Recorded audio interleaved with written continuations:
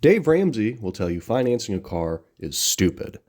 I will tell you Dave Ramsey is only about half wrong.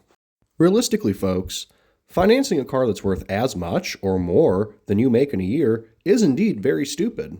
You should not do it. I'm not saying this to make you feel bad. I'm saying it because I have experience in this, and it's just not enjoyable.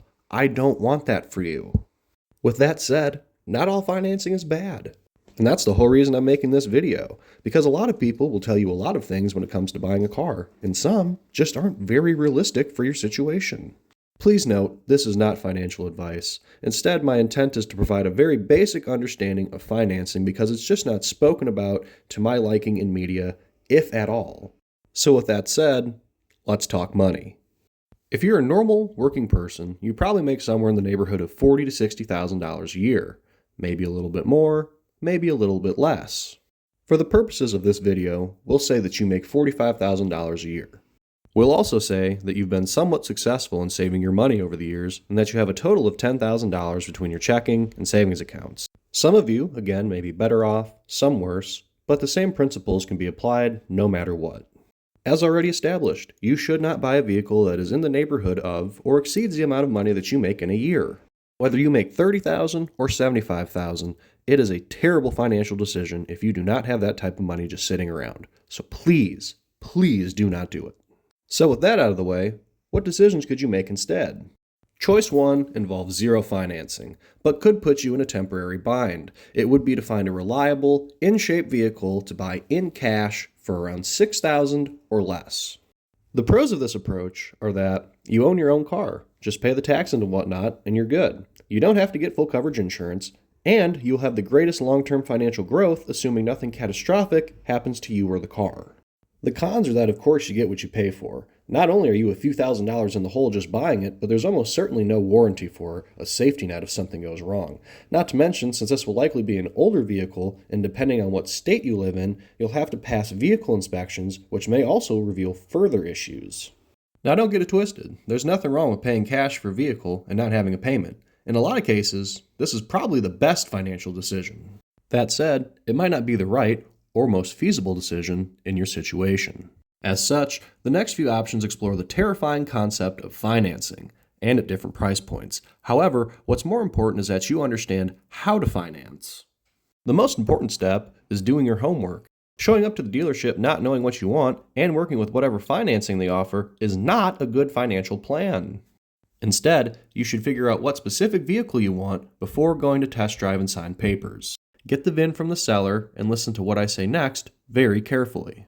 Assuming you have a bank or credit union account, you should apply for vehicle financing with your bank or credit union before testing the vehicle. You will almost certainly get a better rate than from the dealership, and you'll probably also feel slightly less scummy than you would dealing with the dealership. Not to mention, your bank may even give you the full finance amount, meaning you might not need a down payment. Some banks will finance up to 125% of the value of a purchase if you're creditworthy enough. The best part is that if you decide the vehicle isn't what you want, once approved for your loan amount, the details should be valid for about 30 to 60 days. Alright, so now that we've covered the basics, we can get back to money. First, we'll look at obtaining financing of $10,000 to $15,000. This amount will give you quite a few vehicle options to choose from while still being fairly light in terms of needed monthly contributions. Assuming your credit isn't in the toilet, you should be able to squeak out a 5-year term from your bank on this loan, which would put your monthly dues somewhere between $190 and $330 a month, depending on the amount you borrowed and the associated interest rate. The pros are that you have a very manageable monthly payment for a normal person.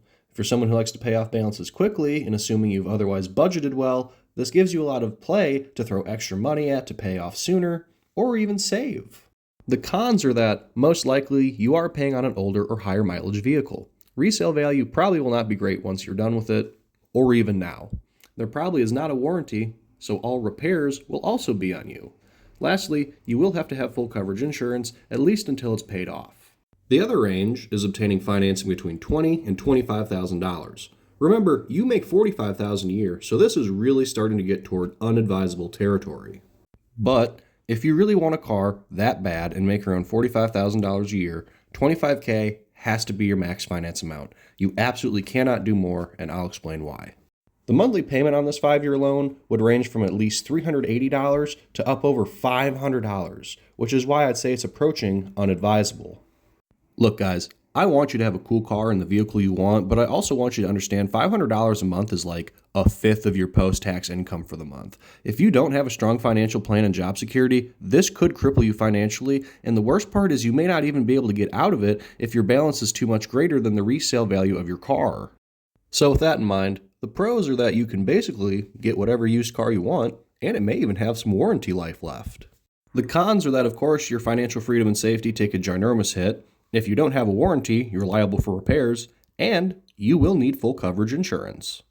The most realistic thing I can tell you is that if you make around $45,000 a year, find yourself the most reliable vehicle that seems interesting to you for under $15,000, take out a 5-year loan, and try to pay it off in 4 years or less. This is a small but manageable monthly payment. It will help you build or further improve your credit, and it doesn't put you in a temporary but immediate financial bind. If you can and are financially comfortable enough to just pay cash for a car, however, by all means, please do that. I just want people to understand you don't have to be scared of financing. It's not the boogeyman if you can budget and earn a piece of garbage at your job.